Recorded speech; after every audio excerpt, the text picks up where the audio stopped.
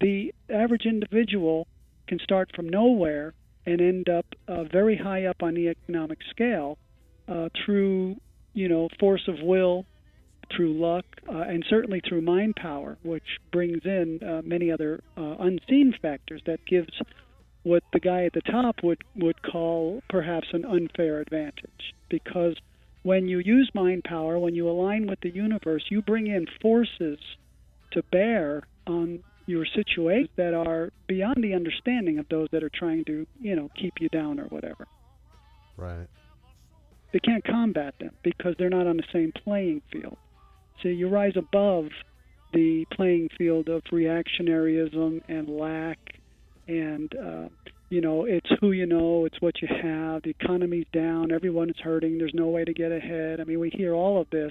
You can rise above that to a plane where it says, the mystics have known, quantum physics know today, all of the enlightened teachers of metaphysics, that the mind is what creates. See, mind, intention, thoughts, feelings, images, this is what creates our individual and collective experience. And that's why individuals have so much power still over their own personal finances, regardless of the state of the economy as a whole or, how stacked against them the deck may be by design. And break out of that, but you need an edge, and I call it the mind power edge. So do you feel that you have, I mean, here's the thing that I come across is that oftentimes I will get almost this power over my mind and things will manifest themselves and that I really need right when I need them. And I find that happening a lot. But to move beyond that, because here's the thing that I think that in my life, I've always been able to have a house over my head and feed myself, a place to shower, a place to go to the bathroom. You know what I mean? I've always had Right. those things. I've always found a way to get by. Friends have helped at just the right times, and people have helped and pitched in and have seen, I need this or that, and have helped. But going beyond that, because I think that's just kind of a communal thing that, we've all been there, so we know. And when I've been up, I've helped people that are down. But beyond that, what is this other level that you can rise to, and why the focus on money? Okay, good questions. The focus on money, and I take flack for it sometimes. People think it's not spiritual, or they think I'm teaching about how to track money. And I just, if a person talks to me long enough, I blow all of their objections out of the water.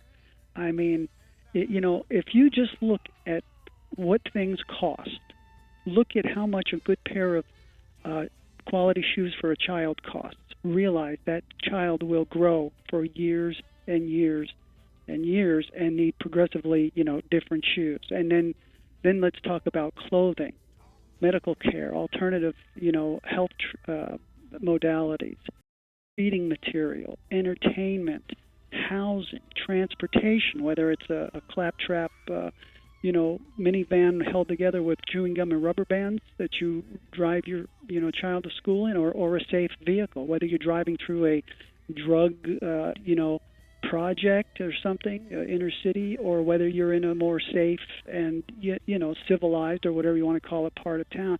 Mm-hmm. And you look at how much food costs. I mean, I remember, I'm 55 years old, and I remember I used to get 5 pot pies for $1. I mean, a loaf of bread was 30 cents on sale. It didn't cost anything to live, relatively speaking. Right. So I tell people, is feeding your child not spiritual? All of these other things, having the child have nice clothes that'll help them fit in at school and not stick out like a sore thumb because they have holes in their clothes and high waters and shoes that don't fit, in other words, are any of the things that money can buy and that everyone needs, and that even at the most basic level, you could be paying $1,000 a month for a tiny one-bedroom apartment. Yeah. I mean, things cost a lot, and you can get them a little cheaper. You can probably pay more if you're up in La Jolla and other areas. Right. But the point is, no matter You can how pay you as to want. live a halfway decent life, it is expensive. And how can the money it costs to buy those things, how can there be anything wrong with that? How can it not be spiritual? Yeah. And how can it be a wrong to have enough to live the lifestyle that you choose, but bless others, help others, not have any stress about money? I just don't see where it's not spiritual to have the fine. In modern society, I mean, if you were out on a farm in the middle of nowhere with no electricity, growing all your own food, or you lived in the jungle, the Aborigines in the outback in Australia, whatever, fine. Maybe you don't need money. But you're going to be in the city, you're going to be in the country even, you got to buy everything, even out on the farm. So where's the problem with money? I don't see it. And most people, once they're done talking, they don't see it either. Money in itself I don't think that that's not really bad. Having a lot of money is not bad. I don't think that's I don't think that I'm really accusing you of thinking that money is bad. I need money. I desperately need money because my wife is in Romania, and unless I earn a certain amount of money, I can't bring her here. So I need to attract money. My wife needs to attract money.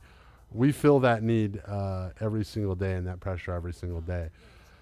I think, but tell me more about what is it, because you hear this kind of thing a lot, and a lot of the times it's kind of motivational, but what makes, let's get into what you're talking about. Well, how do you feel that you can use your mind to create money, to create a flow in your what are we really talking about here? Right. And I definitely understand that you're not finding fault with money. I didn't sense you were, but I'm just letting you know that a lot of your listeners may have started out that way because it's just universal, especially in you'd be surprised in the metaphysical and spiritual crowd. They look down their nose at money, and yet they're always begging for money because they don't have enough rent money, or they're trying to get their friends to donate to some cause or to do a crowdfunding. Because why? Because they have no money. Yet they talk money.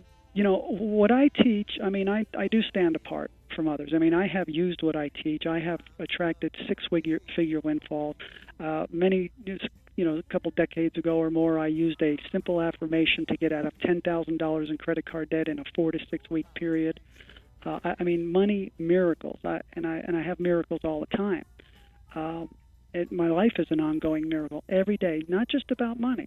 Mind power can be used for amazing things. I once started a car that wasn't running in the middle of nowhere on a 2-lane desert road through mind power, and told the other person to get in. When I turned that key, this car started, and the car had all but, it had died, basically, had completely died. Mind power can be used for many things. But a lot of people who have studied this kind of thing, they do say, well, it's motivational, well, I feel good, but I don't know what to do. And that's where I differ. I can tell you, as much as time we have and get into the material that I teach, I can absolutely tell people will leave whether or not they buy my book. And it's not about buying my book. I have all kinds of radio interviews out there, 143 I've done. Most of them are archived online. Over 30 instructional YouTube videos, articles, my free monthly e-zine. As a matter of fact, something I've just started doing, before I forget, I'm routinely right now giving away free copies in PDF of my book, How to Attract Money Using Mind Power, to anyone who asks me, to anyone who sends me an email, Facebook message, or whatever. So they don't buy the book. I'm glad I remembered that. That's great, yeah. They can have it for free. This book, I will give it to you for free. If this changes in the future and you don't get to me till then, but for the foreseeable future, this is my plan. I'm giving this book free to anyone on the entire planet, along with a written notice that allows them to pass it on to whoever they want for the rest of their lives once they receive one from me. Wow. For free. They can't sell it, but they can share it with other people for free through private emails. That's great. So there you go. There's no excuse for nobody not to get this book if they think it sounds interesting. But I break the book is a manual. It can basically be read in a sitting or two. What I started to say is if people pay attention, they can transform their lives just from what they hear on this interview. I hope to get into some good stuff. One little idea can transform your life if you take it and you actually use it. But the book is a manual. You can read it in a sitting or two. I quote 160 other books, and it's very concise. If people look at the YouTube, at the Amazon reviews, they will see that people love this book. A lot of 5-star reviews, and they love how short and clear it is. Because I've heard over the years people say, "Well, I did this, I read that, I felt great, and I was excited, but now I don't know what to do." Well, I will teach them what to do. And the first thing really is, if we want to get into some of it, is chapter 1 in my book is on desire, and it's chapter 1 for a reason. Now, people say, "Well, of course I want money. I wanted more. I'd love to win the lottery, this and that." But you need to have sufficient desire to move you, propel you to do what you need to do to get more money than you've been getting. And if you are working 40 hours a week, and then you're sludging home and you're, mindlessly eating some unhealthy dinner and then drinking a beer or two and sitting down in front of the TV for what the average American watches 4 hours of television a day. When I heard that, I turned off my television. I just had my 1-year anniversary about a week ago. Wow. I take action. I'm serious. This is important to me. My mind, my energy, I only have so much each day. But here's a great quote from Robert Collier from The Secret of the Ages, 1926, and I open my chapter on desire with this. "Desire is the great moving power of the mind, that which excites into action the will and powers of the individual. It is at the bottom of action, emotion, or expression." So yes, everybody wants more money, and they say, "Well, of course I have a desire for more money," but it's a vague wish. It's not a desire where you think you can actually have it, and and I can find out right away when somebody says, "Well, I really do want more money," and I'll say, "Okay, well, what have you done lately towards getting it? Have you looked up online about anything? Have you read any, metaphysical book? Have you signed up for a class in your field that you think you can make the money in? What are you doing? What are you doing?" And if they're not doing anything, then their desire is not what I would call desire. It's not strong enough to action. So that's the first chapter. I teach people in that chapter how to identify all the things that they have wanted to do. And there's another problem. People want so many things that they just don't take action on any. They want to learn another language. They want to learn to play the guitar. They want to clean out the attic. They want to do this. They want to do that. They want to do the other. They want to do 50 things. They don't do any of them. Right. And I teach people to prioritize. And if attract more money is very high up on the list, then you have a chance. And I tell them, put some of these other things aside. Can the attic wait until you're on your way? Don't spend the 12 hours it's going to take to get that attic in, order. That can wait. Spend 12 hours watching YouTube videos or reading articles or reading a book that's going to help you to move forward. So I hope that makes sense. That makes a lot of sense. Prioritize, and then we take action on the most important things now, because we only have so much time and energy each day. No, I find myself running out of energy each day and having a thousand things that I still want to do, and not really being able to do anything but lay down and go to bed, and feeling like at the end of the day, I really didn't accomplish anything that's moved me forward. Right. That's the great challenge. That is my great challenge. I mean, there are so many things, as you well know, as anyone listening well knows, that you have to do every day. And they don't move you forward. They just keep you stationary. Got to take a shower, got to get dressed, got to eat. If you walk, you got to take your walk. Got to drive the kids to school. Got to answer all these darn emails. You got to maintain your social media pages. You got to this, got to that. How much time is left over to move forward on new projects, to write that book, to do that painting, to go online and participate in a class? There's really not a lot. Yeah. And that's why, I mean, we're only awake for 16 hours. Now, you subtract all the things that you have to do every day. And me, it's even more maybe some average people. I mean, I like to walk. There's an hour. I like to get my son. I'm in San Diego.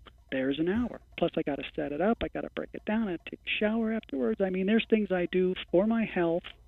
I'm not afraid of the sun like many people. I've done my research, be in it, but nothing on my skin between me and it. That's another subject. But so I've got a lot of, but, you know, more than a year ago, I liberated, you know, a couple hours a day or whatever. I was watching television. And so all of that has added up. And since then, so that what you just expressed is everyone's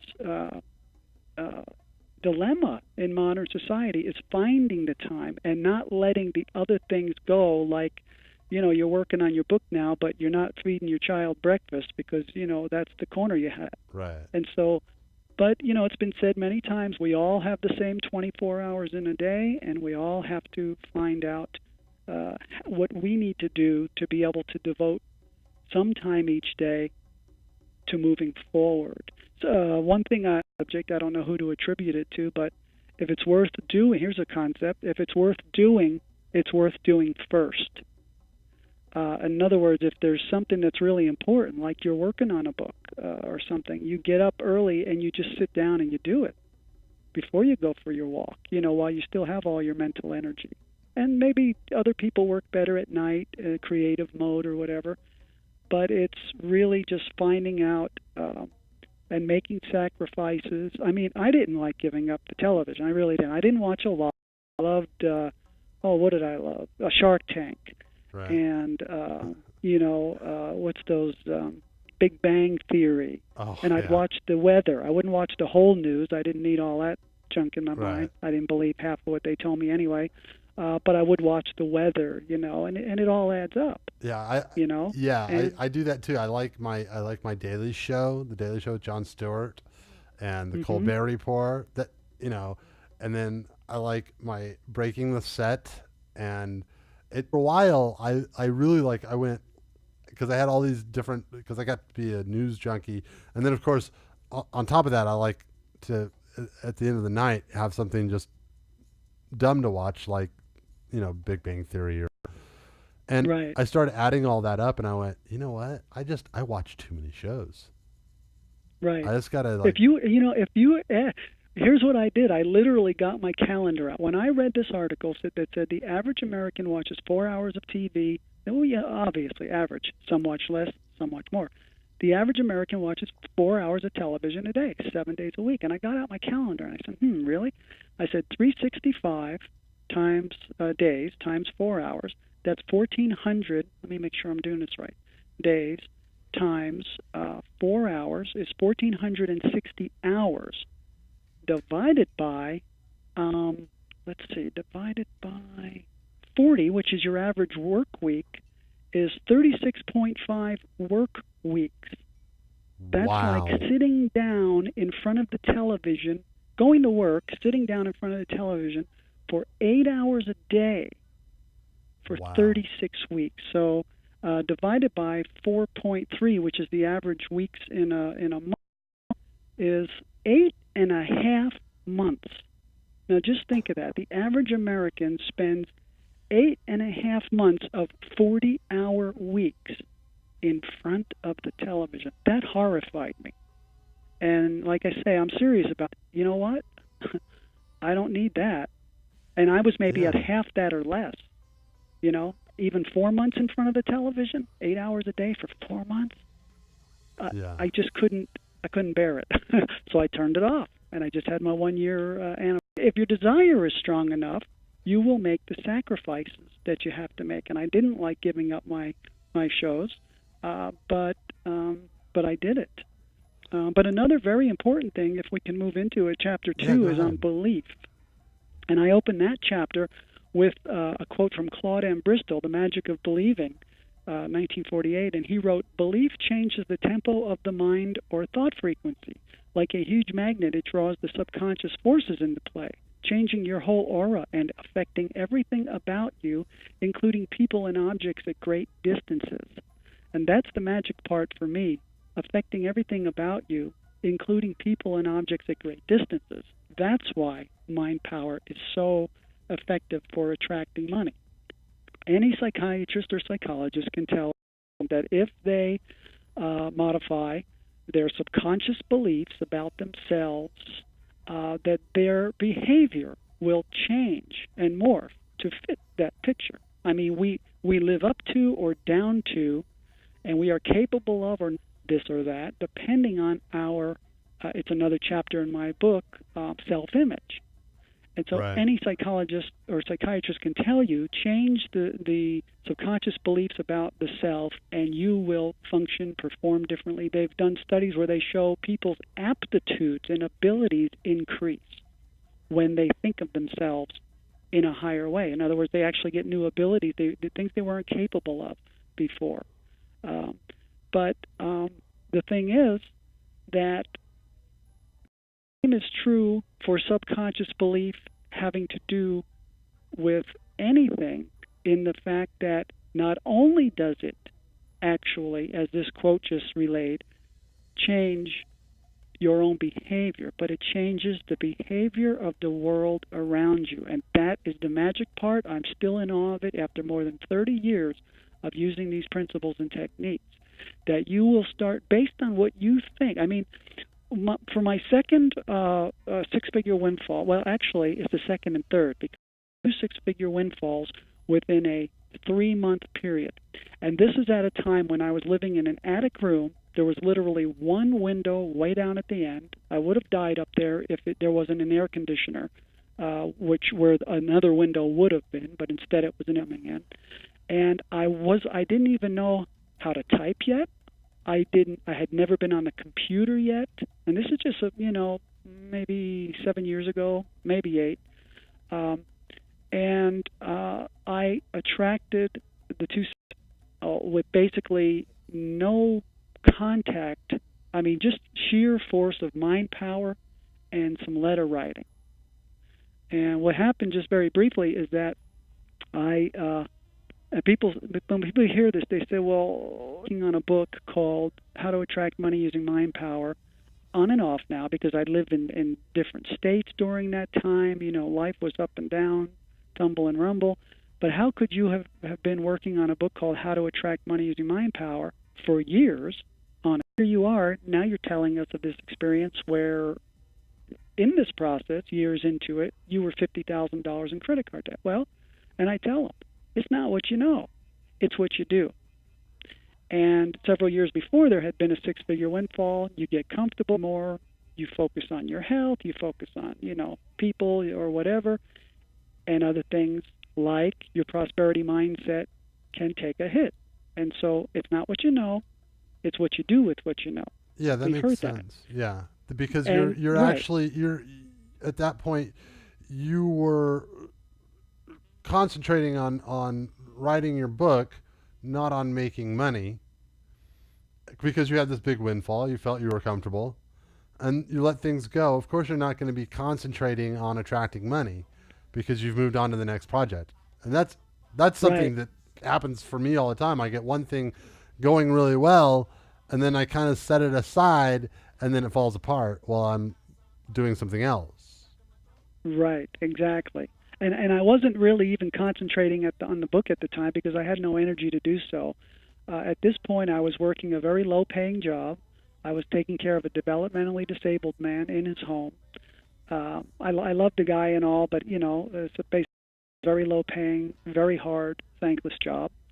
But I had a spiritual epiphany or whatever you want to call it, and I realized that if I was going to be what I had wanted to be for literally decades, or by that point for maybe 8 years. It was 9 years from writing the first page to finishing my book, and it's a book. It's less than 100 pages. I mean, the bibliography is 13 pages with all the books, so it's like an 80-page book. Wow. And it took me 9 years on and off to write it. But I had worked on it. But at this point, I was just so drained from this job. I was going deeper into credit card debt, and I just realized I had this awakening, and it was like, I know this stuff. and you know it has nothing to do with anything other than your mind. And I realized that if I was going to be what I had always wanted to be for my adult life for decades, which was a metaphysical / spiritual writer, to be that. And so in I immediately went into silence. I had to write note because I just knew I caught something and I had to hold it. I went into silence. I had to write notes for the next 10 days. Had short hair at the time, stopped shaving, stopped doing my hair. I was doing intermittent fasting. I didn't talk on the phone for an entire year. That was very hard on my family back in New Jersey. I'm in San Diego because I wasn't on the internet, no email or anything. So it was back to snail mail. But I made some very hard decisions, and I quit my job. I never went back, and it was very unlike me. I'd had that job for a year and a half because I've never quit a job without notice in that way. But I knew that if I went, I knew that if I spoke, the words, I would lose whatever it was I had a hold of. And so I had to have somebody, I had to write a note and have them call and try to explain why I wasn't coming back and I wasn't giving notice.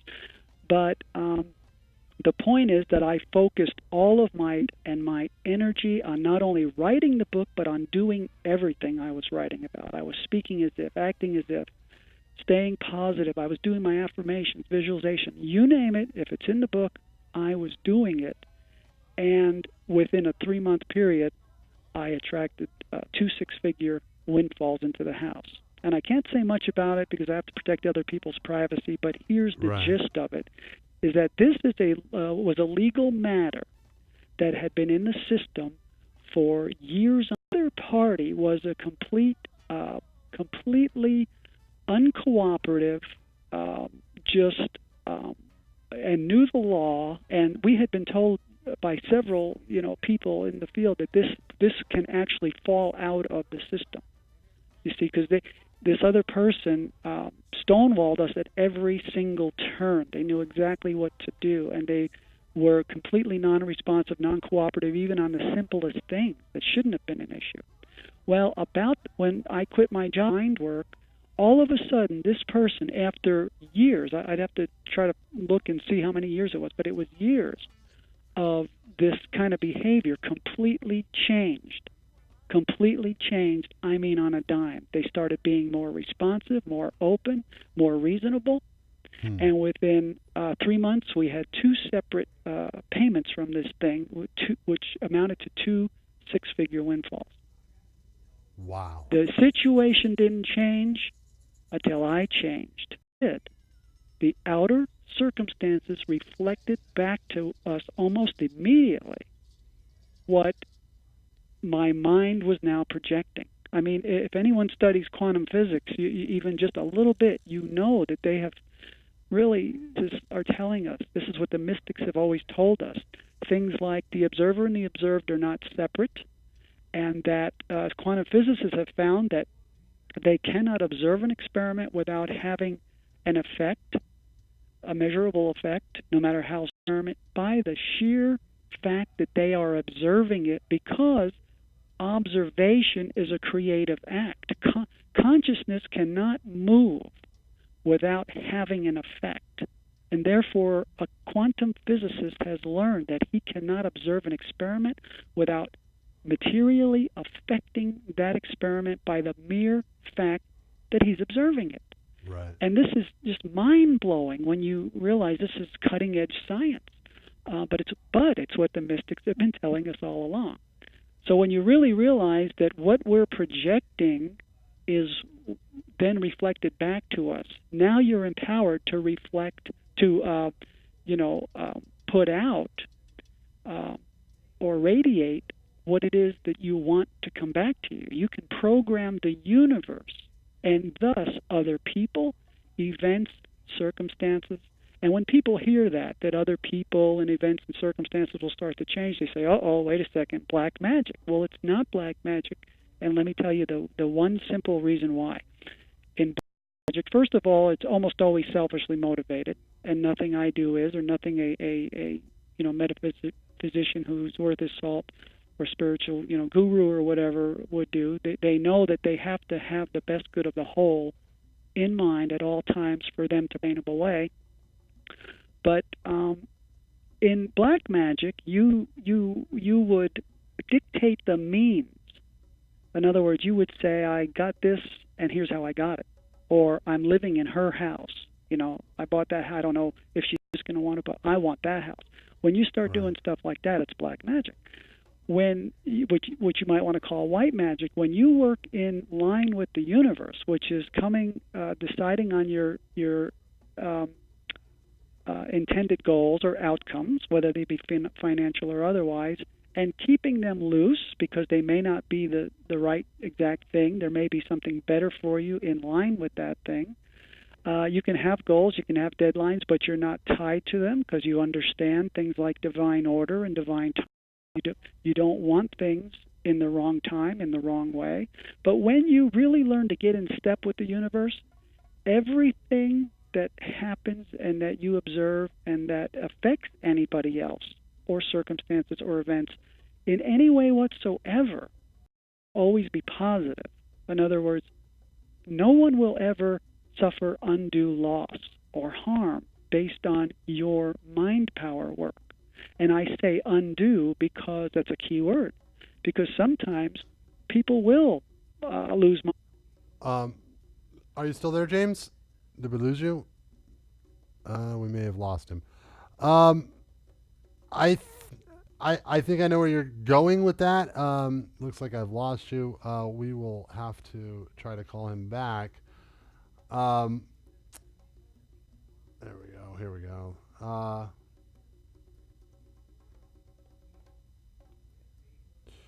We're going to just try to call him right now. And for some reason it's not. At any rate, I think what James has to say is really fascinating. One of the things that I noticed, let's see if I think we can get him right now.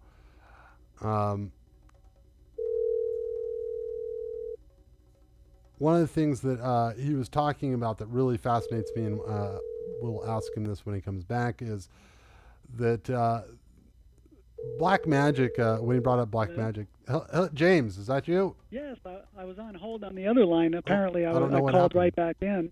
I'm not sure. But I guess I got disconnected. That's okay. Here, we got you back. One of the things that I thought was interesting when you were talking about its connection to black magic and people wondering about it being black magic.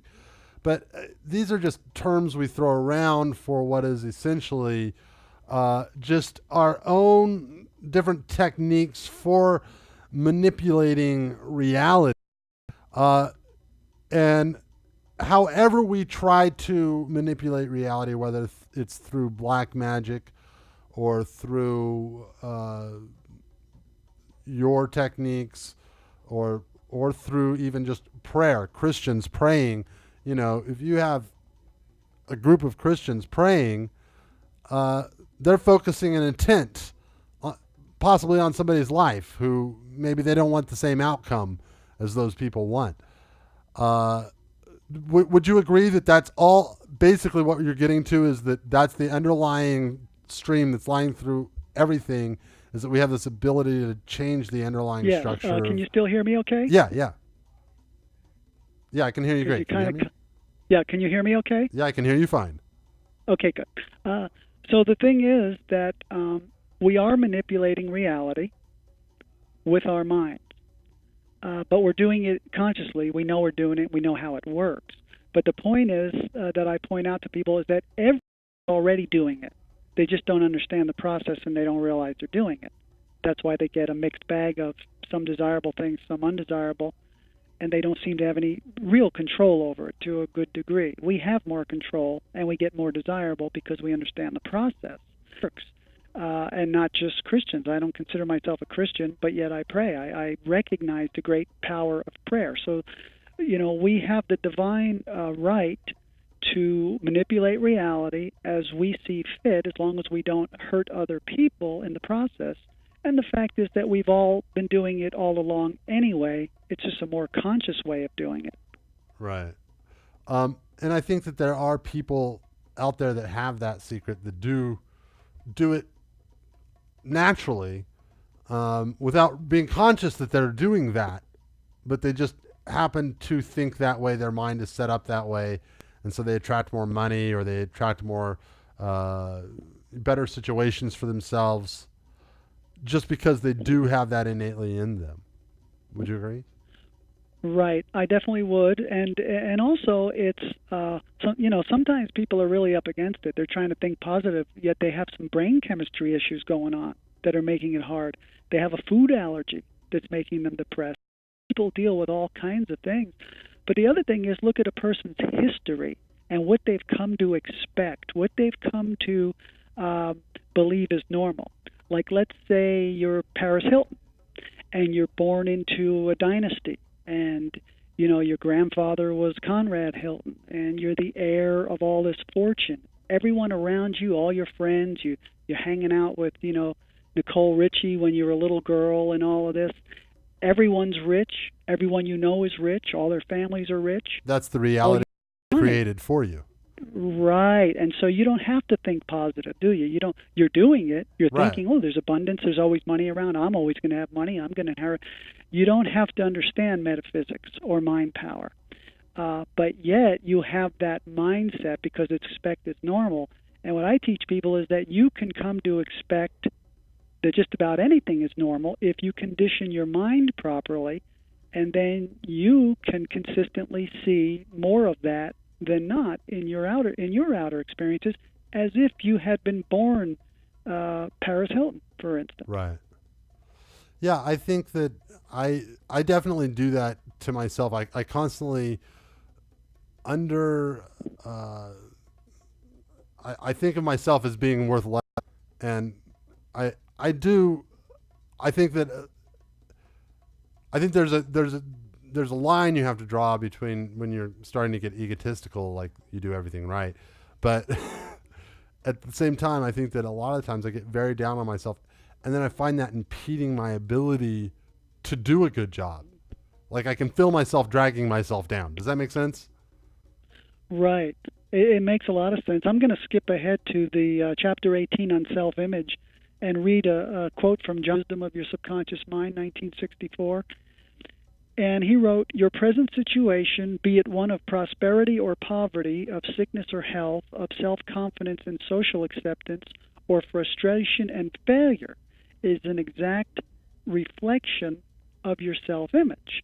And I'm just going to look on the last page of the chapter to see what else might pop up at me. Bruce I. Doyle III, Before You Think Another Thought, 1994, he wrote, "No one can ever go beyond the self-image he holds."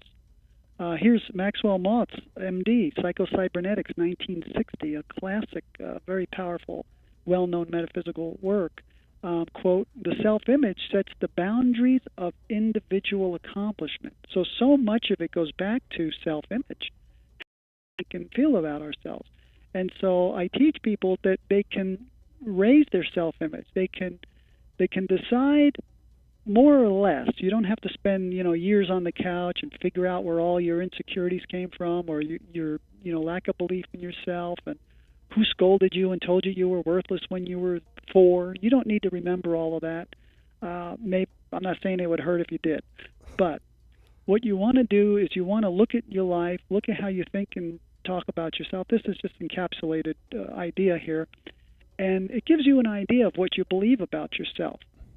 And then look at the things that you want to accomplish and think, well, what would a person who was capable of this, not only capable but deserving? If you want a $10 million nest egg, you have to see yourself as a person, number one, capable and able to attract it, but number two, a person of deserving to have it, deserving of having it, because you can attract it and then lose it. And so you have to get these things aligned. But you start to say, well, a person that would do that would have to be confident in their abilities. They'd have to think that they're a good person and deserving of it. They'd have to probably believe in metaphysics and mind power. They'd have to be consistent, and persistent. You know what? I think that these are all things that I struggle with, and I want to talk more about it. When we come back, we've got rock news, and then I want to listen to the good old Stevie Hawkins' Attitude of Gratitude, because I think that's what we need to all get. Here it is, rock news. We'll be back in a moment. Rock News. Welcome to the Rock News Report for Tuesday, April 8th. Here are the stories we're following today. Kaiser Chiefs top official UK album chart for the second time with new album. Stevie Wonder and Damon Albarn to play at the 2014 Montreux Jazz Festival. As I Lay Dying members separately post audio snippets of new music. Kaiser Chiefs have gone straight in at the top of the official UK albums chart with their fifth record, Education, Education, Education, and War. The Leeds band knocked off X Factor's Sam Bailey to score their second #1 album, their first since 2007's Yours Truly, Angry Mob, went to the top of the chart. Speaking to NME when news came out of him joining the talent contest The Voice earlier this year, singer Ricky Wilson said, "I love my band and I want our new record to get noticed, and that is why I'm doing it." In news from the underground, Hungarian trash death metal band Ectomorph has released a new music video of the song You Can't Control Me, taken from the new 14-track album Retribution. The band, formed in 1993 by songwriter and mastermind Zoltan Farkas, is ready to embark on a 32-date European tour ending May 11th. Now let's listen to an extract of You Can't Control Me by Ectomorph. See your face, my rage start to burn. It's the time for you to lie. I'm free from you and all my embrace. You can't control me, you can't control me, you can't control me, you can't control me, you can't control me, you can't control me.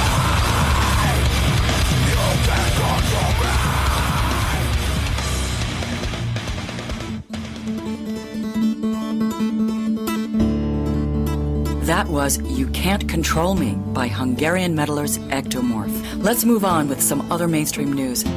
Stevie Wonder and Damon Albarn are among those set to play 2014's Montreux Jazz Festival, reports The Telegraph. Stevie Wonder will headline the festival, which is taking place for the 48th time between July 4th and the 19th on the shores of Lake Geneva in Switzerland. Organizers have described the booking of Wonder as among the, quote, most cherished dreams of the festival's founder, Funky Claude Nobbs, who passed away in January 2013. Here's an announcement on music submissions. Unsigned Only is an international music competition designed for artists who are not signed to a major label record company. The grand prize winner will win $10,000 in cash and a one-on-one mentoring by an elite group of record company executives. The 2014 competition now accepts original and cover versions in all categories. Winners will be announced in August 2014. For more details, please visit unsignedonly.com. Let's check out the shows happening today, Tuesday, April 8th. Dream Theater at Performing Arts Center in Burnsville, Minnesota, USA. Prong at Garage in Saarbrücken, Germany. Scorpion Child at Arena Dryraum in Vienna, Austria. At Sheffield City Hall and Memorial Hall in Sheffield, UK. And Seven Dust at Marquee Theater in Tempe, Arizona, USA. With the band's frontman Tim Lambesis recently pleading guilty on murder-for-hire charges and a lengthy jail term ahead, it would now be expected that As I Lay Dying would find a way to move forward without him. Lately, each of the band members has individually posted snippets of new music on each of their social networking accounts. While there is no confirmation on exactly who is handling the vocals for the project, many are suggesting that bassist Josh Gilbert will be stepping up to the task. Back to underground news. After last year's release of their third album, Remedies Ahead, indie folk pop duo Rue Royale have just announced that they will be going back out on the road in May of this year, supporting S. Carey, the Bon Iver drummer and collaborator, on his UK tour. To celebrate this announcement, the band have unveiled the official music video for the Heart Island remix of Pull Me Like a String, taken from Remedies Ahead.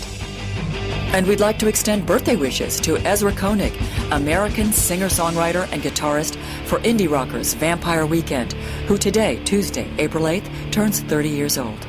That wraps up Rock News for Tuesday. Thanks for listening, and be sure to be with us again tomorrow. Rock News. Rock News.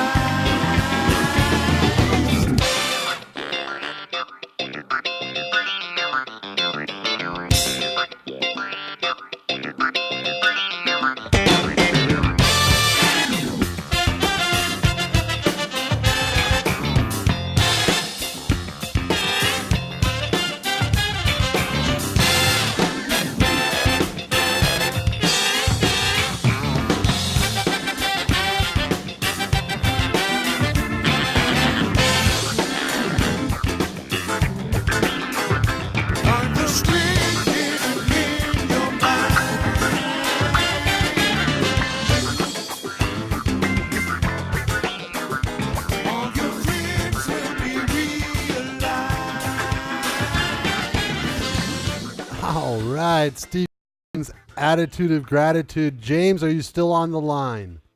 I'm still on the line. Great, we can hear you great. Sounds great. Hey, okay, so I'm thinking over the break, before we can really attract money, it sounds like the self-image has to be addressed. What are some practical things that I can do and our listeners can do every day to help their own self-image to get them in the state of attracting money before we move on to the actual attracting of money? Right. Well, let me back up a second and say that, the placement of the subjects in the book is telling in certain ways. Now, self-image is chapter 18 out of 20.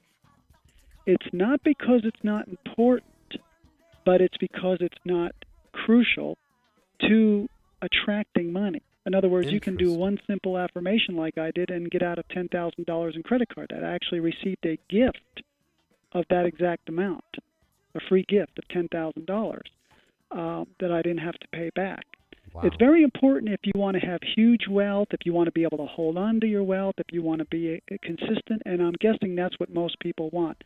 But just to attract money, you can use any of these other techniques, and you can start attracting money today without even addressing it. But I do think it's very important, and it does have a place in your Mind Power, your program.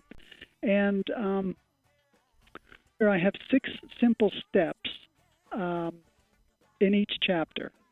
And so there's simple things that you can do to start to apply whatever that particular chapter is. And so I'm looking at that page in the self-image chapter, and number 1 is stand before a mirror. Ponder your conscious beliefs about yourself. Think about what your environment and behavior reveal about your conscious and subconscious beliefs about yourself. Number 2, I have them write under this title, My Present Self-Image. List the beliefs about yourself you now know of. In other words, you can surmise certain things from doing number 1. Are you worthy, unworthy, good with money, not good with money, outgoing, shy, industrious/lazy, fat/thin? And then in number 3, I have them read the list over. Mark each item with an F for fact, like I'm thin, or an O for opinion, like I'm stupid. One is a fact. You're 5'9" and you weigh 130 pounds, you're thin. The other, that you're stupid, that's an opinion. So you mark everything with an F or an O. Love and accept yourself regardless of the negative facts. And facts can be changed. You can gain weight, for instance, and begin to release your negative opinions, because it's your opinions in many ways that hold you in those circumstances or in that picture. Number 4, under the new me, list those abilities and traits you'd like to take on or improve upon. Good health, good with money, good with people, outgoing. These are examples. Confident, capable, wise, energetic, whatever they be for you. And now in number 5, I tell them refer to the new me list for ideas and write some affirmations. Now we've already been in the book chapter on affirmations. So under self-image affirmations, you would write things like, I am healthy. Very simple. I am good with money. I am outgoing. I am confident. This is using the same examples. I am wise. I attract wealth. And so you begin to, I say, do these affirmations daily. You begin to program in the new beliefs. And in number 6, I tell them, review the new me and self-image affirmations list. Close your eyes, relax, and see yourself as you want to be. Each day, develop and dwell on these images and use your self-image affirmations that I just have them come up with as you visualize and imagine your new self. So this is just one example of steps page. There's 20 of them. But I really if a person does this, they can study and work on this page for, time to come, and they will transform themselves. They will turn themselves into a different person with new aptitudes, new behaviors, new abilities, and new results. It really is that simple.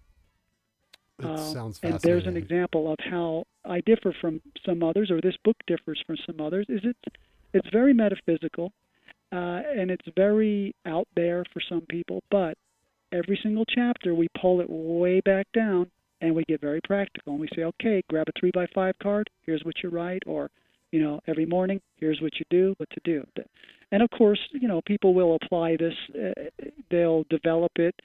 Mind power is as much a science as it is an art. So they'll, with experience, start, using the science in their own particular way. But there's a solid foundation to get them started.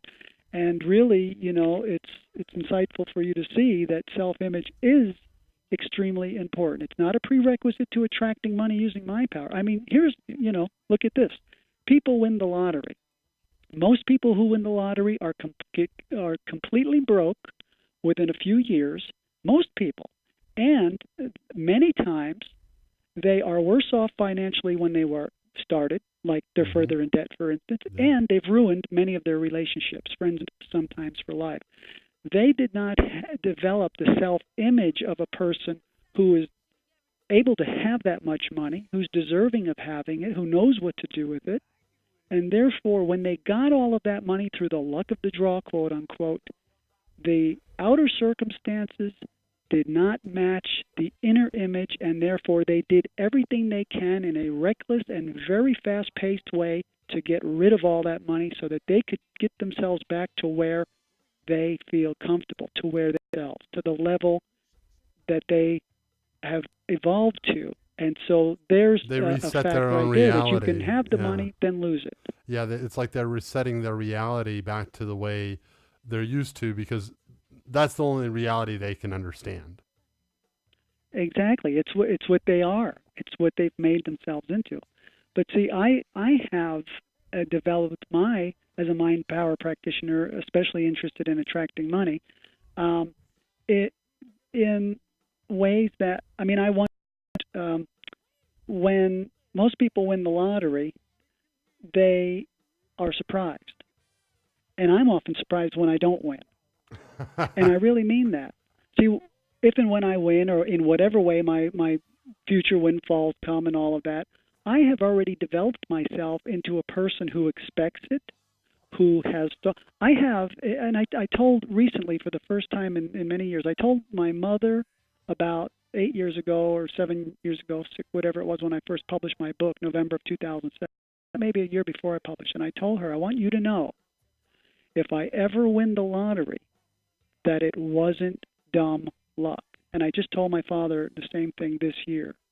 Don't think it was dumb luck. There's two ways to win. And one is you go down to church on Sunday morning or Saturday evening, and they have a church raffle, and you buy a $2 ticket, and you win a $500 TV. You just pluck down a couple of bucks, you win some money. That's one way of winning. There's another way of winning, and that is as one would win a sports contest or a gold medal. It's through years of dedication, preparation, practice, thinking as if, coming to expect. Nobody wins a gold medal in pole vaulting, for instance, through dumb luck. It doesn't just happen. Right. It's the same word, win.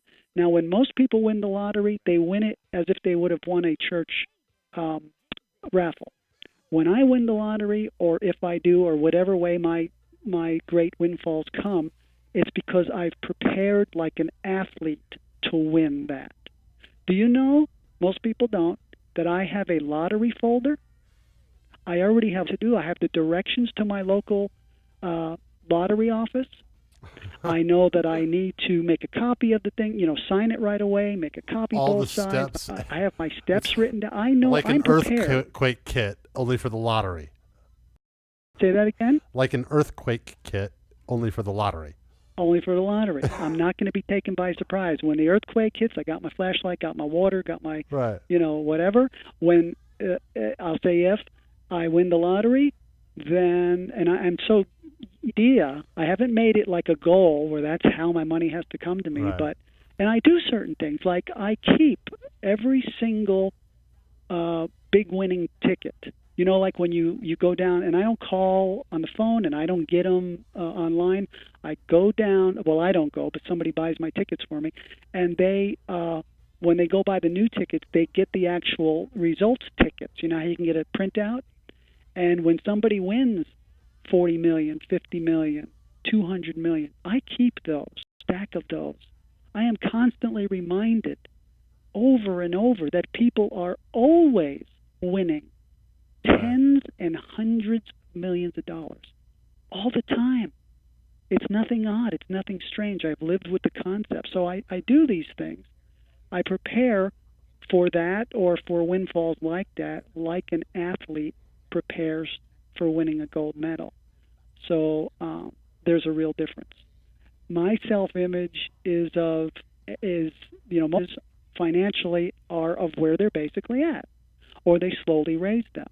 Mine is always way ahead of where I am, and therefore my finances tend to take.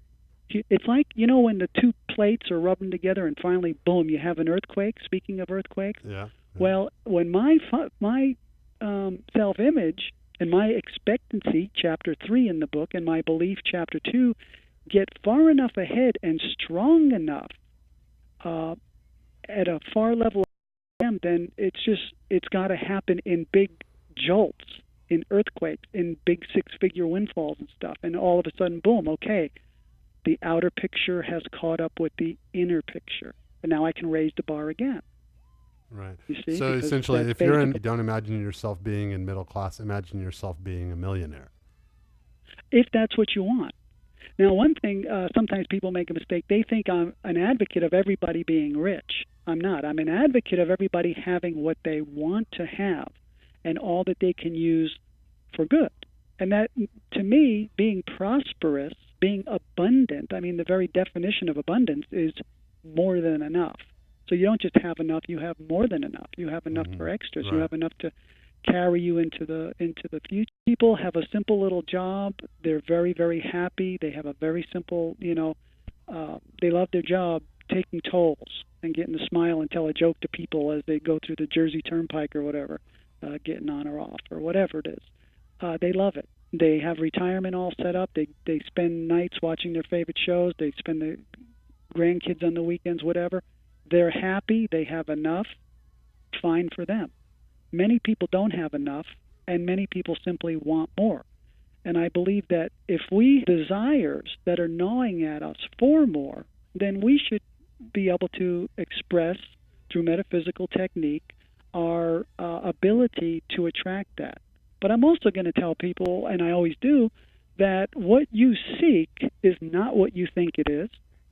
I mean, when I first came out to California as a young man, and I was hanging around down at the beach and this and that, I met this kid, and he was maybe my age, 19 or something, and he had inherited $10,000 from his grandfather, and I thought to myself, wow. I mean, I didn't have two nickels to rub together. I mean, literally. Right. Not literally, obviously. I wasn't homeless, but close to it, figuratively speaking.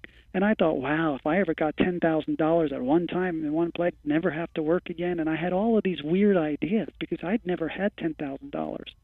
Well, I can tell people it's the same with $100,000. It's the same with $200,000, $300,000. You don't. It's not what you think. Yeah. And it's expensive. I tell people, if you really want to be rich, then you better plan on having a lot of money, because being rich is expensive. I actually have that quote in one of my books coming out. I have no doubt. Being rich is expensive. I used to live in Pacific Palisades, and it's nothing but rich people. I wasn't there because I was rich or my family was rich, but we knew a lot of people there, and I ended up working for a lady who was quite wealthy. And when things kind of fell apart, all of a sudden, it's like everything to her, all her bills were bigger. Every single bill that she has. And when my parents first moved there, and I came there, and I was kind of like, well, a lot of rich people, and they said, rich people are just the same as poor people. Financial problems, it's just the numbers are way bigger. Yeah. And they, people are surprised. These guys are multimillionaires. They still have car payments. They still have house payments, very often, and they're a lot bigger. And so if they don't keep their minds right, they can take very big tumbles. And so I tell people, it's not what you think, first of all. Even $1 million, when you get there, you're going to find that it's not what you thought. Whatever you thought it was, it's less. And because $1 million is $1,000 bills. It's not that much money in today's society and with inflation and with It's all the barely craziness enough that's to going on. retire on at the end of your life if you own your house. Yeah, exactly. And the other thing I tell people is, if you think you're going to find anything other than a nicer car or a bigger home or just time and security as far as not having to go to work or whatever, in other words, if you think more money is going to make you happy, if you think it's going to make you fulfilled, make you more serious about your spiritual path, it won't do any of those things. It'll enable you to spend more time and money on your spiritual path. You can go stay at an ashram in India. You can buy all the $20 and $25 hardbacks Wayne Dyer can write, if you have the money. But it's not going to make you secure, for one. People think if they had more money, they'd be secure. No. I have always been secure, even when I was literally on welfare, even when I was living on like $100 and some food stamps, even when I was living in a 15-foot trailer with another person. Mm-hmm. I was not fearful. I always had enough, and I always expected things would work out. If people are fearful when they have 1,000 in the bank, they're going to be 10 times more fearful when they have 10,000. 100 times more fearful.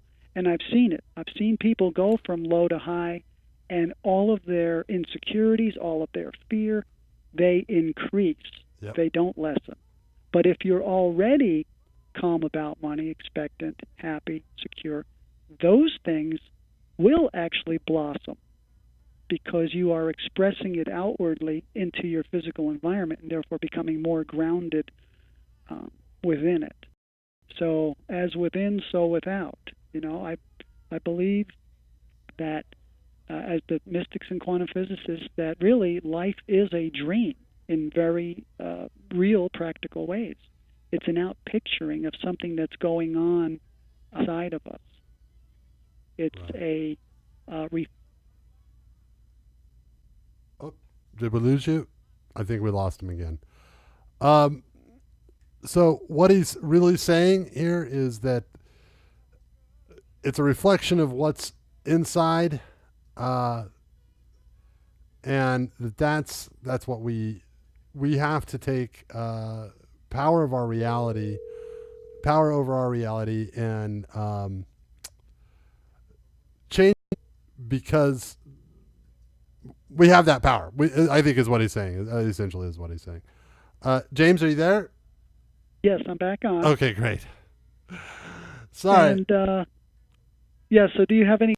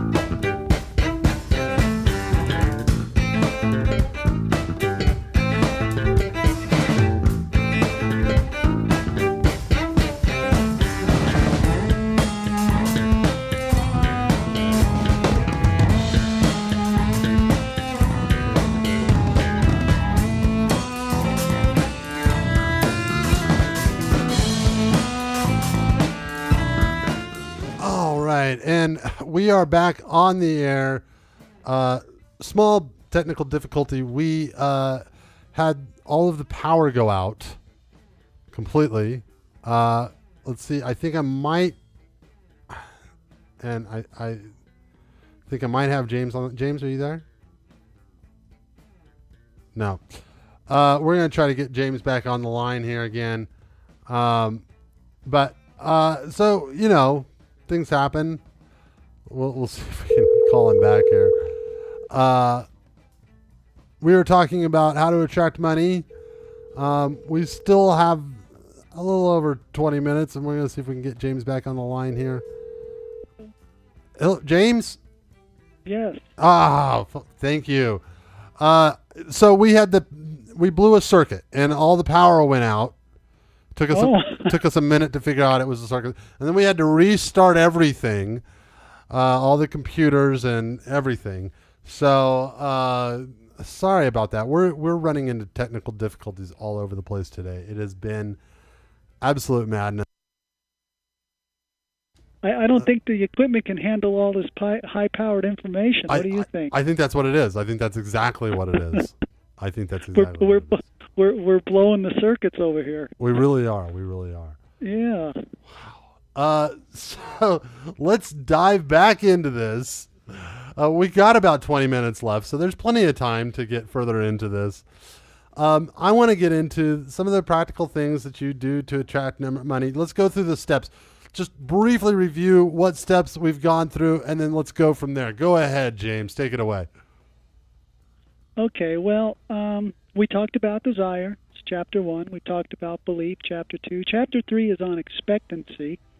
And let's see, a quote from that is Norman Vincent Peale, The Power of Positive Thinking, 1952. That's a classic in metaphysics. It is a well-defined and authentic principle that what the mind profoundly expects, it tends to receive. Let's see. Expecting gives life and attracting power to our desires. That's Mary Catherine McDougall from Prosperity Now, 1969. It's very important, chapter 3, expectancy. We can believe things that are not true. We can believe just about anything. Belief in itself is very powerful, about self or about the way things are, the way things work, whatever. But expectancy is another form of belief, and that's when we come to expect what will be. In other words, we come to expect that certain things will happen in the future. As if, let's use the lottery example again, as if let's say you win the lottery and you receive a letter notarized and they say, we've validated everything, you're the winner, you're going to have X millions of dollars, your first check will be such and such, or, here's how much you're receiving and here's when. $29.6 million by the third of the month.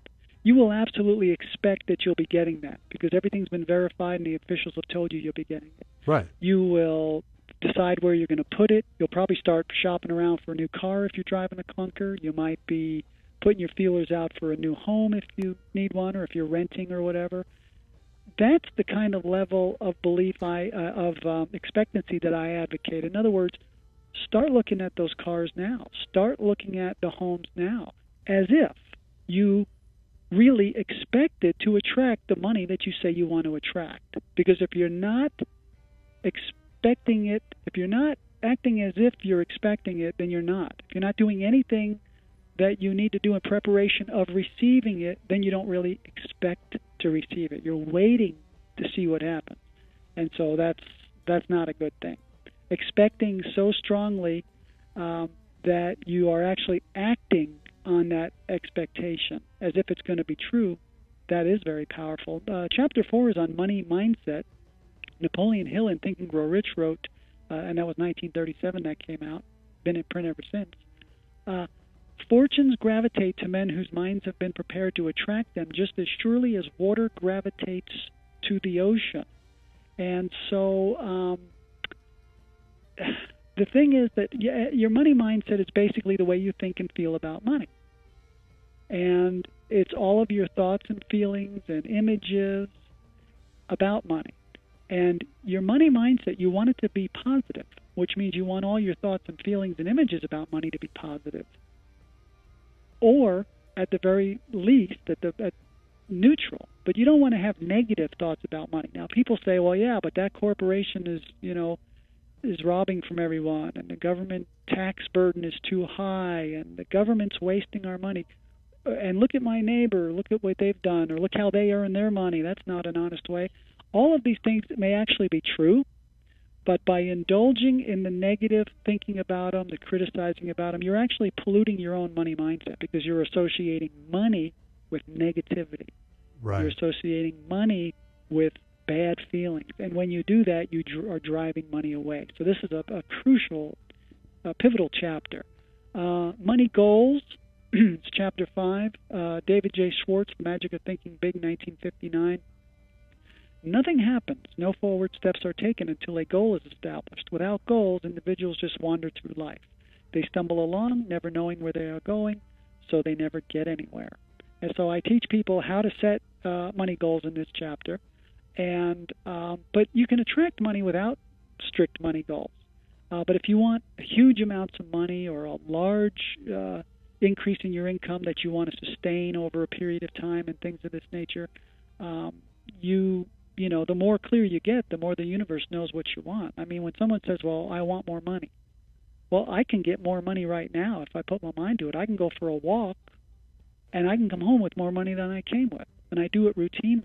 Not only just finding change, but finding two $5 bills rolled up together, for instance, or just silver money in quarters and dimes, in more, just more than is the averages, law of averages would dictate on a single walk. So you just go to a grocery store, get out of your car, there's a penny. That's more money. But you want to be more serious and more specific. But some people really don't like goal setting as such, and it's not really a necessity for just attracting more money and being prosperous. You can do it without it. Think and Results, Chapter 6. And basically, this is a basic metaphysical staple understanding, is that what we think about, as they say, what we think about, we bring about. And so the end results we think about, when we think end results, we're thinking about those things we want to bring into existence, whether it's our finances or whatever. And we're not, at this point, thinking about all the ways that maybe we can get it, or that we think we're going to get it, because that just muddies up the waters. All the universe and your subconscious mind, really, as a working mechanism, they are one. Need at this point is to know what is it you want. And believe me, everyone out there, the universe / God / your higher self / your subconscious mind know better than you how to bring you what it is you want, in perfect order, in divine harmony, divine timing, and all of that. So, but your job is to create the end results within your mind. That's the mold, that's the blueprint that the universe / God / higher self and subconscious mind can work on. Think and Feel as If. That's Chapter 7. Harold Sherman from the New TNT, Miraculous Power Within You, 1966, wrote, "What you put into your mind in the nature of your thoughts and feelings is what subsequently materializes for you in your outer world." It's all about thinking and feeling, and of course the resultant images. But you want to start thinking and feeling as if you have the money or will have the money. In other words, you can think and feel as if you already have a certain amount of money, and you can think and feel as if you will have it, as if you've gotten that letter from the lottery office. Now, here's a very important chapter. People can transform their lives just by hearing my words right now and heeding them. Chapter 8 is called Speak as If. And the technique is to basically always speak as if those financial circumstances you want to bring about either are now or will be reality. And of course, this can work for any other goal, but this book is specifically tailored for attracting money. There's reasons for that. One is that if you have enough money, then a lot of the other things you would do are going to be a whole lot easier. But Julius Seaton, in The Science of Success, 1914, wrote, "If we listen to the words of the failure multitude, we will soon learn that by their words they are justified and condemned." So depending on the nature of their words, they're going to be blessed or they're going to be cursed. And another great quote, Walter DeVoe, Mystic Words of Mighty Power, 1905, wrote, "Thoughts are living things, and spoken words give to thoughts a body of physical vibrations which makes them still stronger." So if all people hear and remember from today is that they are basically speaking their financial circumstances into existence every time they speak about them, and that they are not only exposing their true thoughts when they speak about it, but they are reinforcing them. Because the ideas come out of our mouth, but then they go back in our ears. So it's a self-perpetuating loop. If you want to change your finances, start to change the way you talk about your finances, and always strive to speak as if your finances are and will be what you would choose them to be. Just this one technique can transform a person's life. Because people tell me, "Oh, I'm trying real hard to use mind power to attract money, but nothing like that ever works for me, and I just don't have luck with money." Well, they're not doing it because they just didn't do it. They just spoke in a way counter to that technique. 9 is act as if, and Henry Harrison Brown, How to Control Fate Through Suggestion, 1901, wrote, "Live as if it were already manifest, and ye shall find it manifest." I call it the line in the sand. You can't fool the universe. If you're not acting as if you really believe you're going to have, do, or be what it is you're saying you want to have, do, or be, if you're not really acting as if that will be true, in other words, if you have the money to buy a new tie, but you're afraid to spend it, the only reason you're afraid to spend it right now is because you think you might need the money later and not have it. Well, if you're creating with mind power having the money, you need to act as if. And if the tie is a reasonable purchase, you should make it. You should act as if you will have this money that you're trying to attract, and that you'll always have enough money. Chapter 10, Affirmations. Henry Thomas Hamblin in Dynamic Thought, 1921, wrote, "Not only do affirmations impress the subconscious mind, thus producing action in accordance with the will, but they project outwards from the mind into space, attract forces and help from other sources, and bring them to minister and to bless." Through affirmations, like I said, I went through one simple affirmation. All of my credit cards are completely paid off. I did that morning and night, on and off throughout the day, verbally, mentally, and within a 4 to 6 week period, received a check, a free gift for exactly $10,000, and then as each credit card came in, completely paid that off. And in a short time, I was as my affirmation said, all of my credit cards are completely paid off. I didn't concern myself with how it happened or anything. I had no idea how it could ever happen or how long it would take or anything. It didn't take very long at all because I gave a very specific command, is what it amounted to the universe, and I believed it. And I kept re-encycling and reinforcing that thought over and over with that specific affirmation. Chapter 11, Visualization. One of the first metaphysical books I read, and certainly the first one on visualization way back when, and it was a new book at that time, fairly new, by Adelaide Bry with Marjorie Bear, Visualization, Directing the Movies of Your Mind, 1978. And what they wrote was, through our inner images, our mind is causing what happens to us all the time. Whatever we experience in our lives is the direct result of those images. Now, people understand visualization as a metaphysical technique of relaxing, closing your eyes, deep breathing, relaxation, whatever, visualizing what you want. But I like people to really, it's not about what you do for 5 minutes a day. It's about the fact that you have images in your mind all day long. Walking from your computer to the refrigerator to get a banana, you got these images going through your mind, and you want to be aware that for practical purposes, we're always visualizing because we always have images within our minds arising from our thoughts.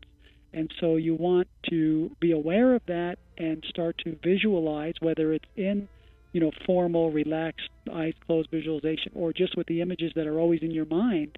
You want them to start being more and more of the things you want, less and less of the things you don't want. Another pivotal chapter in here is environment. Environment. People do not understand the great power of their environment or their interaction with it.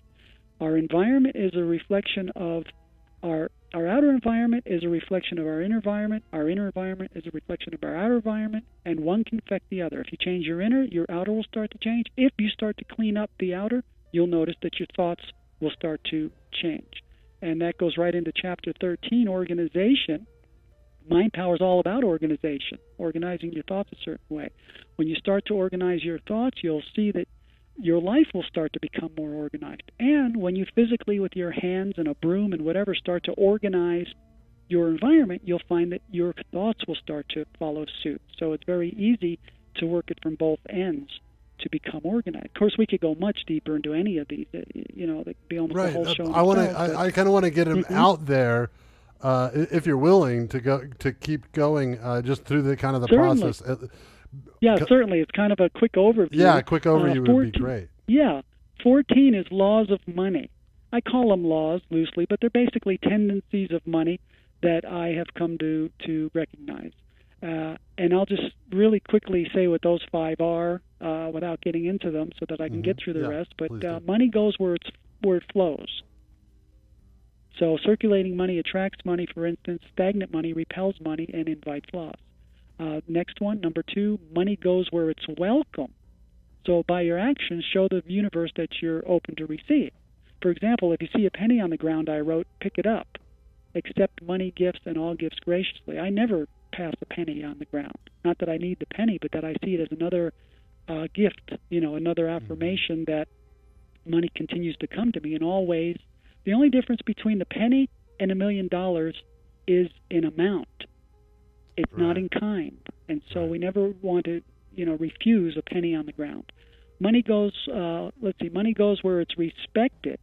And that has to do with things like spending wisely, saving and investing carefully, and all of that. Money goes where it's given out from. So we do need to let a certain amount flow back out from us in giving to other peoples or institutions. 15 is on intuition. In the beginning, mind power is very active, where we're programming in what we want to create. Later, it becomes, at this point, a little more passive, where we start to quiet down and be receptive to what the universe and our subconscious minds tell us our part is, because there will be some things we have to do. A lot of it will take place outside of our knowledge and control, but we will need to do some things, and we need to be open through intuition to know what that is.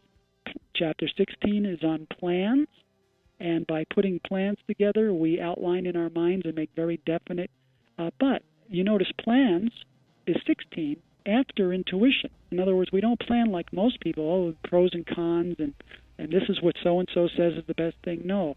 We first use our intuition and then start getting messages of what we should do, and then we start doing a little bit of research to see what other people or what the authorities say would be the way to go about it, and then we still have our intuition involved to see which way is right for us.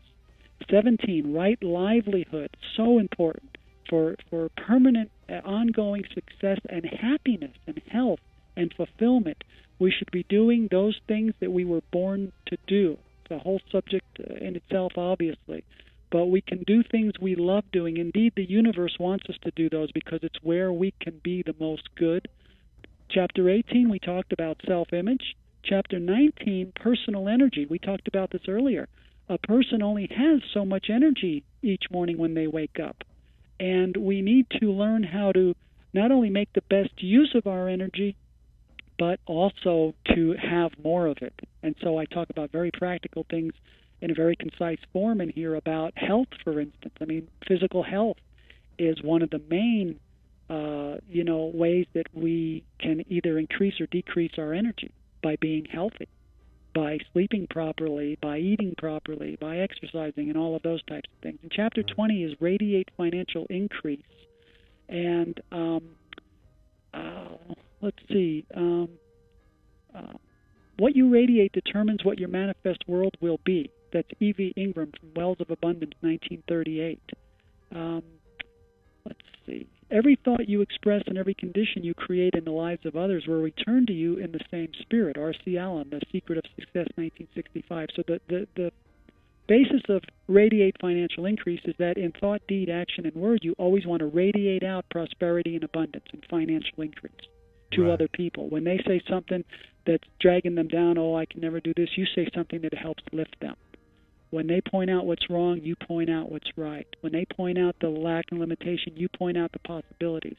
When someone, I give people, homeless people, money and stuff like that, it's something I do. Some people don't believe in it, but I never give it to help their poverty. I give it to add to their prosperity. And so it's in how that's you a very give. different but I radiate, attitude. Yeah, that's a very different attitude right, to have towards and it. how you see them. It's in like quantum physics we talked about. How you observe the situation makes it more of that and less of whatever it may have been. And so that's a quick encapsulated of the 20 chapters, or the ones we hadn't gone through, to give a person, this isn't magic, this isn't airy-fairy, it's very practical. There's things you got to do. You approach it from many angles. But any of these are so powerful that even done by themselves, I mean, just start doing affirmations. Just start speaking as if and see if your life doesn't change. Yeah, it just seems start, to me even if you... doing your right livelihood and see if your life doesn't change. It will. Yeah, it seems to me that each of these chapters holds some sort of fundamental truth that really is about gaining control over your reality and how you create your reality. And I think that seems to be your, correct me if I'm wrong, but that seems to be your underlying message is, hey, wake up. You have control of your reality. You just need to take hold of it and make it what you want. You need to take conscious control. That's exactly right. And, most people who are listening to me will see the power of every single one of these chapters. But now start mixing and matching, start putting them together, or start doing like I do and do all of them. Live all 20 of these, and it's exponential. It's not 20 times more powerful. Right. It's 200 times more powerful, because when you add all of these together, when I started that car in the middle of the desert in the middle of the night, I had absolutely no doubt. I was never more sure of anything in my life that when I turned that key, that car would start. Right. That car had no option. It had to start because we had no other options.